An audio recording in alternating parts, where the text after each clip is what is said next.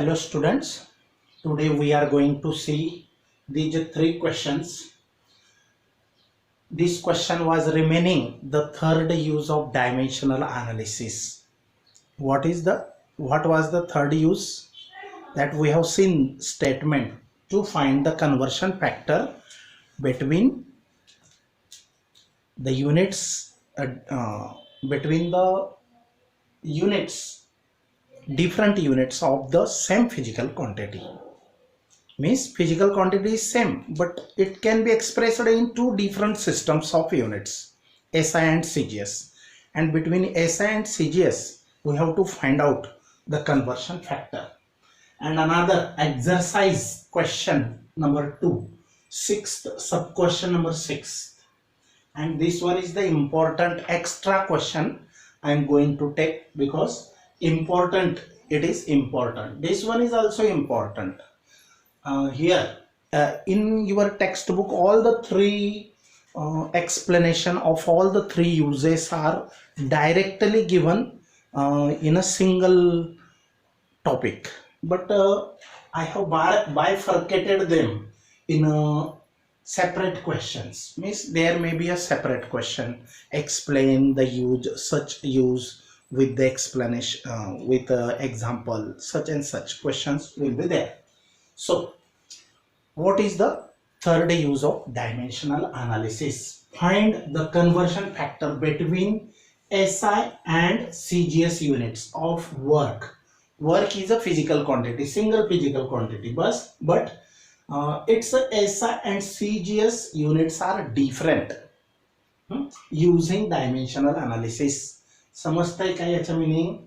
एकाच फिजिकल क्वांटिटीचे दोन वेगवेगळ्या सिस्टम्स मधल्या युनिट्स मधील कन्वर्शन फॅक्टर शोधणे. समजलं? आता फॉर एक्झाम्पल बघा, 1 joule is equal to how many erg, how much ergs, say x ergs. मग एक्स ची व्हॅल्यू जी येणार, जी येईल, that is the conversion factor. मग हा 10⁻⁷ येतो, बरोबर. आता 1 न्यूटन आणि dyne, physical quantity. Force is the physical quantity. फोर्सचं एसआय युनिट न्यूटन आहे, सीजीएस युनिट डाईन आहे. मग न्यूटनचं कन्व्हर्शन डाईनमध्ये करण्याची जी वेळ येते, कधी कधी डाईनचं कन्व्हर्शन न्यूटनमध्ये, न्यूटनचं कन्व्हर्शन डाईनमध्ये. मग 1 न्यूटन इज इक्वल टू 10⁵ डाईन्स, बरोबर. हा एक 10⁵ जो आहे तो कन्वर्शन फॅक्टर आहे. जसं 1 metre is equal to 10 square centimetres means 100 centimetre. 100 हा कन्वर्शन फॅक्टर आहे. तसं वर्क किंवा एनर्जीचं युनिट जूल आहे, एसआय युनिट जूल आहे आणि सीजीएस युनिट अर्ग आहे. हे लहान युनिट आहे, हे मोठे युनिट आहे. मग जूलपेक्षा अजून कॅलरी पण मोठे युनिट आहे, पण ते एसआय किंवा सीजीएस दोघांपैकी नाही, ते कमर्शियल युनिट आहे. आता जूलचं कन्व्हर्शन अर्ग्समध्ये अथवा अर्ग्सचं कन्व्हर्शन जूलमध्ये करताना आपल्याला कन्व्हर्शन फॅक्टरची गरज येते आणि मग ते शोधण्याची डायमेन्शनल ॲनालिसिस पद्धतीने कसं शोधायचं किंवा ते शोधण्याची पद्धत डायमेन्शनल ॲनालिसिसने बघणार आहेत. ओके, सिंपल आहे. तर बघा, answer question factor conversion factor between units of same physical quantity. Conversion factor between units of same physical quantity. तर let x be the conversion factor between the units of work. समजा x हा conversion factor आहे between the units of work. आता वर्कचे unit joule पण आहे, अर्ग पण आहे आणि समजा त्यांच्यामधलं जूल आणि अर्ग्स याच्यामधला रूपांतरणाचा घटक एक्स आहे असं मानूया. आता ॲक्च्युली आज मी सकाळमध्ये ही व्हिडिओज बनवणार होतो, परंतु मला नेटवर्क आणि ह्याचा प्रॉब्लेम, मोबाईलची चार्जिंग आत्ता चार्जिंगचं म्हणजे तो जो सॉकेट असतो तोच खराब निघाला. नवा सॉकेट आणला आणि मग आता चार्जिंग झाली बऱ्यापैकी आणि मग मी व्हिडिओ घेतो आहे. ॲक्च्युली मी ट्राय करत असतो सकाळी अर्ली इन द मॉर्निंग 8च्या अगोदर मी बनवून टाकतो व्हिडिओ क्लिप, कारण सकाळी 7 नंतर बनवलं तर थोडा उजेड असतो, त्याच्यानंतर फॅन बंद ठेवावे लागतात, फॅन चालू ठेवला तर पूर्ण आवाज घोंगावतो, व्यवस्थित आवाज पोचत नाही, असे बऱ्यापैकी प्रॉब्लेम असतात. नेटवर्क प्रॉब्लेम येतो, बॅटरी चार्जिंग, कारण 2 व्हिडिओज बनवावे लागतात, 11th 12th, परत नोट्स पण राईट डाऊन करत राहावं लागतं, स्कूलचे वर्क्स असतात भरपूर, तर अशामुळे एखाद्या वेळेला लेट होते. परंतु पॉसिबली डेली दिवसाला 1 टाकण्याचा माझा प्रयत्न असतो व्हिडिओ. ओके, तर आता बघा, conversion factor between units of same physical quantity. तर let x be the conversion factor between the units of the work. आता वर्कचे एसआय युनिट जूल आहे आणि सीजीएस युनिट अर्क आहे. मग 1 joule means how many works, how many ergs, say x ergs.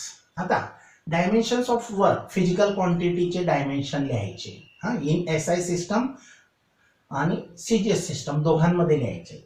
आता dimensions हे सेम असतात, ते सिस्टम कोणती पण असो, एसआय असो का सीजीएस असो. तो वर्कचे डायमेन्शन काय आहेत, L2 M1 T-2, L2 M1 T-2, दोघं सेम आहेत. फक्त फरक काय आहे, एसआय साठी आपण 1 1 1 म्हणूया आणि सीजीएस साठी 2 2 2 म्हणूया. मग ह्या इक्वेशन मध्ये आता बघा, जूल हे वर्कचे एसआय युनिट आहे आणि या जूल साठी हे डायमेन्शन आपण पुटअप केले, हे डायमेन्शन, कारण एसआय साठी आपण 1 1 1 ही एसआय आणि ही सीजीएस, तर एसआय साठी जूलच्या जागेवर हे डायमेन्शन लिहिले, अर्गचे डायमेन्शन हे आहेत आणि ते लिहिले सेम. ओके, हे पॉवर सेम आहेत. वर्क एकच क्वांटिटी म्हणून डायमेन्शन सेम, फक्त आपण फरक कुठं केला, एसआय साठी 1 1 ट्रीट केला, मानला, आणि सीजीएस साठी 2 2 2 मानला. ओके, आता एक्सची व्हॅल्यू काढायची आहे, फाइंड आउट करायची आहे, तर काय करणार, हे डायमेन्शन लेफ्ट साइडला हे डिवाइड होतील, म्हणून x is equal to this upon this bracket. Okay, तर x इज इक्वल टू हे 1 1 1 वाले 1 into this bracket same bracket, तर हे जसंच्या तसं आणि त्याला डिवाइड बाय हे. ओके, आता काय केलं अजून पुढच्या स्टेपला, हा 2 2 कॉमन आहे, L1 अपॉन L2 आणि 2 पॉवर कॉमन केला, तसा M1 अपॉन M2 चा पॉवर 1 आहे तो कॉमन केला, T1 अपॉन T2 चा पॉवर -2 पण सेम आहे तो कॉमन केला. Let it be equation number 2. समजलं. आता bye expressing LMT into its units, express करा LMT इनटू इट्स युनिट्स. आता हे एसआय आहे, वरचे जे आहेत ते एसआय आणि डिनॉमिनेटरला जे आहेत ते सीजीएस आहे. मग लेंथचे युनिट काय आहे, मीटर, ह्या लेंथचं सीजीएस युनिट काय आहे, सेंटीमीटर, कारण वरचे एसआय आहे, वरचे एसआय आणि खालचे सीजीएस. मग यांना सीजीएस मध्ये लिहायचं आणि हे वरचे एसआय मध्ये लिहायचे, एसआय सिस्टम मध्ये. मग लेंथचे एसआय युनिट आहे मीटर, लेंथचे सीजीएस युनिट आहे सेंटीमीटर, लेंथचे एसआय युनिट मासचे एसआय युनिट आहे किलोग्राम, सीजीएस युनिट आहे ग्राम. टाइमचं सेकंड मात्र सेम आहे दोघं सिस्टम्स मध्ये, सीजीएस असो का एसआय सिस्टम असो तर सेकंड आहे, आणि त्यांचे पॉवर्स जैसे थे ॲज इट इज लिहिले. आता इथं जे कॅन्सल होण्यासारखं आहे सेकंड सेकंड ते कॅन्सल झालं, मग सेकंड सेकंड कॅन्सल होऊन 1 चा पॉवर -2. तर आता मीटर चं कन्व्हर्शन करा सेंटीमीटर मध्ये, केजीचं कन्व्हर्शन करा ग्रॅम मध्ये. मीटर म्हणजे सिंगल मीटर चे किती सेंटीमीटर, 100 सेंटीमीटर. 1 मीटर म्हणजे किती, 100 सेंटीमीटर. हा सेंटीमीटर मात्र खालचा ॲज इट इज राहू द्यायचे, मग सेंटीमीटर सेंटीमीटर कॅन्सल होतील. आता केजीचं कन्व्हर्शन ग्रॅम मध्ये करा, तर 1000 ग्रॅम आणि अपॉन हा ग्रॅम, तर ग्रॅम ग्रॅम कॅन्सल होईल, हा 1 आहे, 1 चा पॉवर -2, याचा आन्सर 1 येणार. आता 100 म्हणजे 10 स्क्वेअर, 100 म्हणजे 10 स्क्वेअर आणि त्याचा हा स्क्वेअर अजून, त्याच्यानंतर 1000 म्हणजे 10 क्यूब आणि त्याचा पॉवर 1. आता 10 स्क्वेअरचा स्क्वेअर, स्क्वेअरचा स्क्वेअर काय होतो, मल्टिप्लाय होतो, 2 2 जा 4, 2 2 जा 4, So 10 having power 4, and another this 10, 3 ones are 3, and this one as it is. Okay. So combining these powers of tens, if a bases are same, powers can be added. 4 plus 3, 7. And 1 doesn't affect after multiplication. So the value of x comes to be 10 raised to 7. And this is the put this value of x, that is 10 raised to 7, in equation 1 here. So 1 joule is equal to 10 raised to 7 arc. 1 joule is equal to 10 raised to 7 arcs. Hence the conversion factor is 10 raised to 7. For 2 marks, it is very, very important. Very important. Very important. Okay. Now another question which is already in exercise. What is question? Derive the formula of kinetic energy of a particle having mass m and velocity v using dimensional analysis. एक particle आहे, त्याचं मास m आहे आणि velocity v एवढ्या वेलोसिटीने ते moving करत आहे. तर त्याची कायनेटिक एनर्जी साठीचा फॉर्म्युला बनवा. कायनेटिक एनर्जीचा फॉर्म्युला बनवा.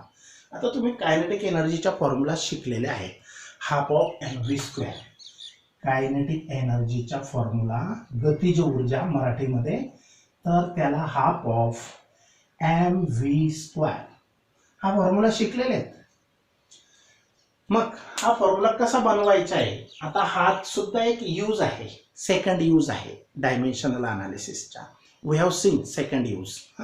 तर आपण काल पिरियड ऑफ सिंपल पेंडुलमचं फॉर्म्युला डिराईव्ह केला होता सेकंड यूजने. तसा हा पण सेकंड यूजवरच आधारित आहे, बेस आहे. Very simple. तर बघा, समजला की नाही question? Derive the formula means formula मिळवा of kinetic energy of a particle. Particle म्हणजे कोणती तरी एखादी स्मॉल, व्हेरी स्मॉल बॉडी आहे, having mass m and velocity v. त्या बॉडीचा मास m आणि व्हेलॉसिटी v आहे. Using dimensional analysis. डायमेन्शनल अनालिसिसचा उपयोग करून तो फॉर्म्युला मिळवा. आता बघा, kinetic energy of a body depends upon mass m and velocity v of the body. Kinetic energy अवलंबून असते एखाद्या बॉडीच्या, बॉडी किंवा पार्टिकल म्हटलं तरी चालेल. हा, इथं आता पार्टिकल वरती आणि इथं आपण बॉडी म्हणतोय, इट इज अलाउड. इथं पण बॉडी म्हटलं तरी चालेल, पार्टिकल म्हटलं तरी चालेल, तर ऑब्जेक्ट म्हटलं तरी चालेल. ऑब्जेक्ट, बॉडी, पार्टिकल हे सर्रास एकाच अर्थाने वापरलं जातात फिजिक्समध्ये. तर kinetic energy of a body depends upon. Kinetic energy कोणत्याही बॉडीची कशावर अवलंबून असते? कोणत्या दोन गोष्टींवर अवलंबून असते? तर mass of the body and velocity of the body. Okay. मग दोन गोष्टींवर कायनेटिक एनर्जी अवलंबून असते, तर मग कसं लिहू शकतो मग आपण? तर kinetic energy depends on mass, proportional to mass, also proportional to velocity. Kinetic energy दोन गोष्टींवर अवलंबून आहे, डिपेंड करते. तर कसं लिहू शकतो आपण? प्रपोर्शनॅलिटी मध्ये लिहायचं असतं. दॅट इज मास आणि व्हेलॉसिटी. ओके, असं लिहिलं. मग पण how much extent they depend. किती प्रमाणात प्रपोर्शन मध्ये त्या क्वांटिटी, ह्या क्वांटिटी म्हणजे त्या क्वांटिटीवर ही क्वांटिटी डिपेंड करते. ओके. तर मग त्याचे पॉवर आपल्याला माहित नाही, एक्स आणि वाय. मागच्या वेळेला आपण ए आणि बी यूज केले होते, आर्बिट्ररी नंबर्स. तर एम आणि व्ही हे याचे पॉवर एक्स आणि वाय मी मुद्दाम समजण्यासाठी रेड कलर्स मध्ये लिहिलेले, तर लवकर लक्षात यावे. मग ह्याला इक्वॅलिटी मध्ये करा, काहीतरी कॉन्स्टंट के पुटअप करा आणि हे इक्वेशन आपण बनवलं नंबर 1. हे जसंच्या तसं m raised to x v raised to y and k is the constant of proportionality. Here k is a dimensionless constant of proportionality. हा जो k आहे तो डायमेन्शनलेस आहे, म्हणजे त्याला डायमेन्शन्स नाही. LMT, लेंथ, मास, टाइम काही संबंध नाही त्याच्याशी. तो एक नंबर आहे, प्युअर नंबर आहे, आणि प्युअर नंबर हा डायमेन्शनलेस असतो. हे तुम्हाला मी मागच्या वेळेला सांगितलेलं आहे. आता पुढची स्टेप काय करायची बघा. Taking dimensions on both sides of equation 1. हे इक्वेशन 1 चे, समीकरण 1 चे दोघं बाजूला डायमेन्शन लिहूया. कायनेटिक एनर्जीचे डायमेन्शन लिहा. हे लिहिले. ओके. आता एनर्जीचे डायमेन्शन, वर्क आणि एनर्जीचे डायमेन्शन सेम असतात. जर तुम्ही विसरून गेले तर मी तुम्हाला ती मेथड सांगितली होती बघा. 15 क्वांटिटीचे 15 क्वांटिटीचे डायमेन्शनचा एक मोठा टेबल बनवला होता आपण या मागच्या पिरियडला आपण. आता तुम्ही वर्क किंवा एनर्जी यांचे डायमेन्शन जर विसरले, एनर्जी आणि वर्कचे सेम असतात आणि वर्कचा फॉर्म्युला असतो work is equal to force into displacement. आणि मी तुम्हाला सांगितलं होतं की फोर्सचे डायमेन्शन फार लागतात, पदोपदी लागतात. मीन्स ते पाठच करून ठेवायचे आणि ते पाठ आहेत तुमचे किंवा माझे m1l1t-2 आणि डिस्प्लेसमेंटचा l1 बरोबर. हा l मध्ये ऍड करा, l2 होईल. मग m1l2t-2 हे मागे पुढे लिहिले तर l अगोदर लिहायला पाहिजे. l1m1 t-2 l काय होईल, हा डिस्प्लेसमेंटचा 2. मग l2m1t-2 are the dimensions of work or energy. Same असतात हा, वर्क ऑर एनर्जी. त्याच्यानंतर फोर्स आणि मोमेंटमचे पण सेम असतात. पण डायमेन्शन सेम असले म्हणजे फिजिकल क्वांटिटी सेम असते, त्याचे कंटेंट सेम असते असं नाही हा, लक्षात ठेवा. तर taking the dimensions on both sides of the equation 1, kinetic एनर्जीचे डायमेन्शन लिहिले. के डायमेन्शनलेस आहे, लिहायची गरज नाही. मास म्हणजे एक वन टाइम आणि त्याच्या पॉवर, हे मासाचे डायमेन्शन लिहिले L0T0M1, त्याच्या पॉवर x आहे तो x लिहिला. व्हेलॉसिटीचे डायमेन्शन मीटर पर सेकंड. व्हेलॉसिटी काय असते, डिस्टन्स अपॉन टाइम. मग डिस्टन्स वरती आहे त्याच्या पॉवर 1, डिस्टन्स म्हणजे लेंथ, आणि अपॉन टाइम म्हणजे सेकंड आहे त्याच्या पॉवर वरती आणलं तर -1, आणि परत मास 0 आहे आणि त्याच्या पॉवर y आहे. ओके. तर आता या x ने यांना मल्टिप्लाय करायचं, पॉवरच्या पॉवरने मल्टिप्लाय करायचं. l 0 into x 0, 1 into x x, 0 into x 0, 1 या पॉवरच्या पॉवरला मल्टिप्लाय करतो आपण लॉज ऑफ इंडायसेस किंवा घातांकांच्या नियमानुसार.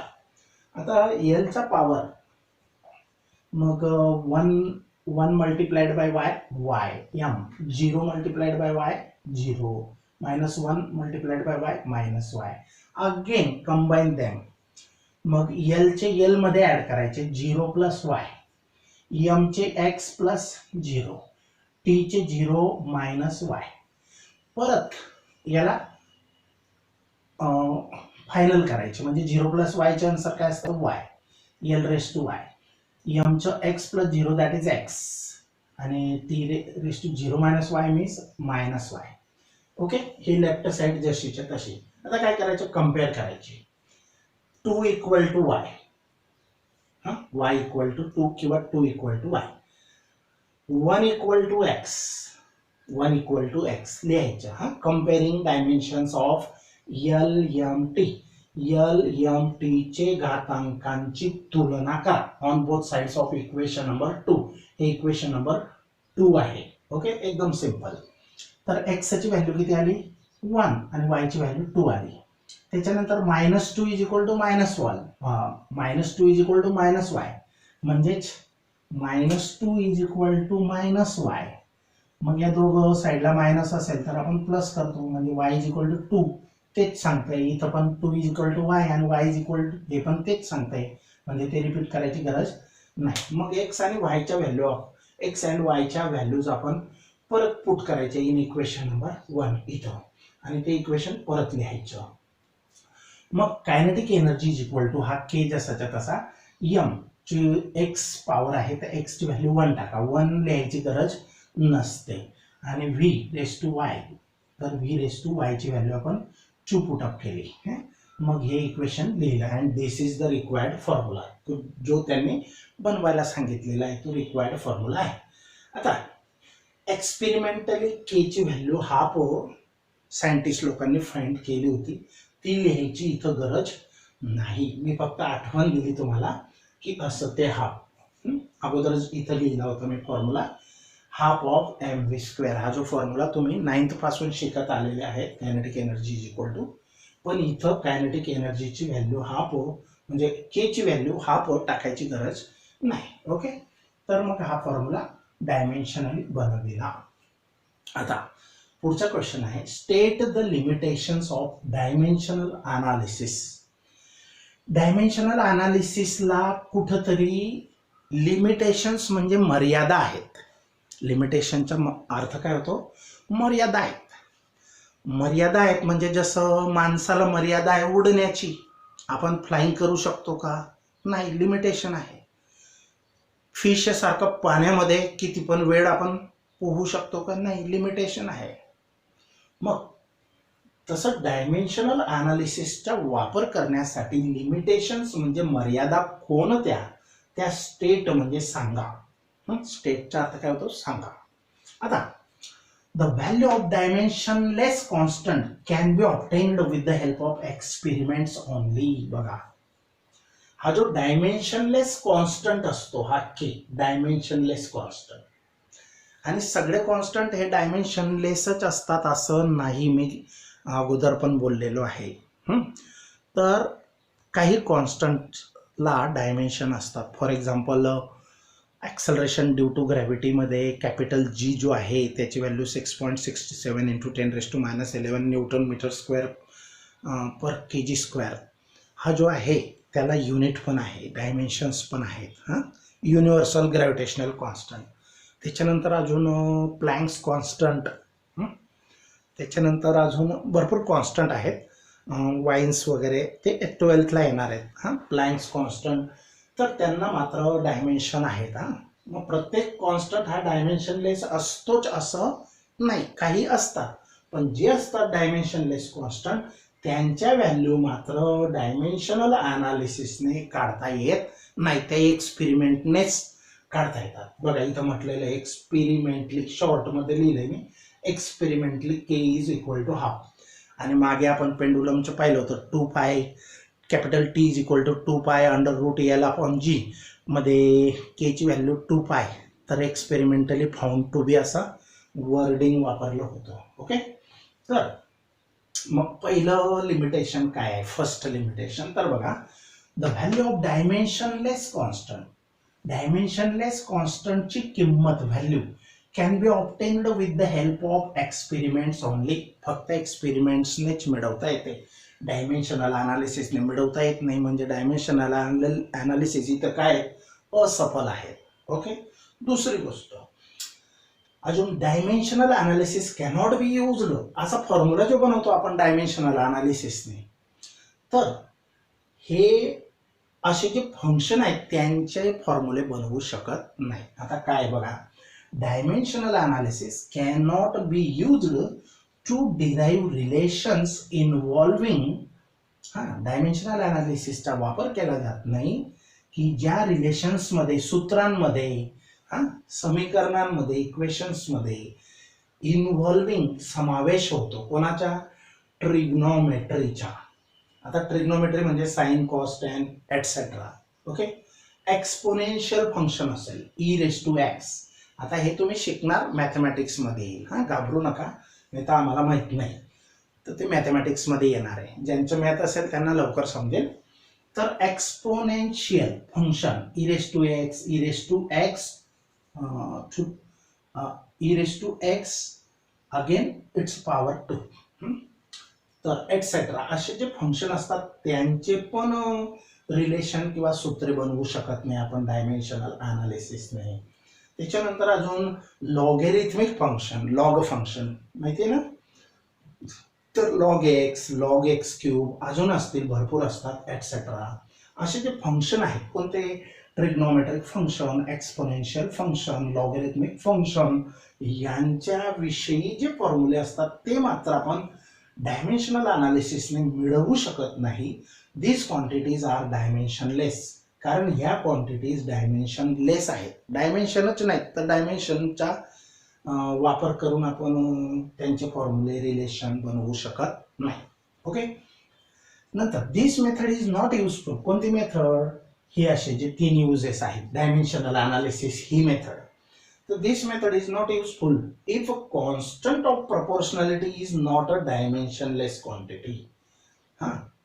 अजून कॉन्स्टंट ऑफ प्रपोर्शनॅलिटी जर डायमेन्शनलेस नसेल, काय सांगतायत बघा, this method is not useful if the constant of proportionality म्हणजे असा जो के वगैरे वापरतो आपण, तो जर is not a dimensionless quantity, तो डायमेन्शनलेस नसेल, म्हणजे डायमेन्शन असतील त्याला, तर त्याच्यासाठी मात्र त्याची व्हॅल्यू वगैरे फाइंड करण्यासाठी ही मेथड काही कामाची नाही, डायमेन्शनल अनालिसिस.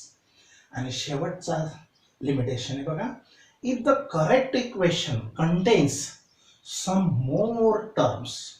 एखादं इक्वेशन सायंटिस्ट लोकांनी बनवलेलं आहे डिस्कवररने, आणि त्याच्यामध्ये जर सम मोर टर्म्स असतील ऑफ द सेम डायमेन्शन, जसं काही दोन टर्म्स असतील पण त्यांची दोघांची डायमेन्शन सेम असेल, तर बघा काय सांगताय, if the correct equation contains, equation correct आहे आणि त्याच्यामध्ये सम मोर टर्म्स, एकापेक्षा जास्त टर्म्स असतील, कोणत्या, ऑफ द सेम डायमेन्शन, की ज्यांचं डायमेन्शन सेम असेल एकापेक्षा. इक्वेशन करेक्ट आहे पण त्याच्यामध्ये एकापेक्षा जास्त टर्म्सच्या डायमेन्शन सेम असतील, तर it is not possible to know about their presence using dimensional equation. तर डायमेन्शनल इक्वेशनच्या आधारे त्यांची हजेरी, किती टर्म तिथं प्रेझेंट आहे हे कळत नाही. कारण सगळ्यांचं एकत्रीकरण करावं लागतं, असं कॉम्बिनेशन कंबाईन करा. आणि म्हणून हा पण एक ड्रॉबॅक आहे किंवा लिमिटेशन आहे. याला ड्रॉबॅक म्हटलं तरी चालेल, drawback of dimensional analysis. Okay, now will stop here.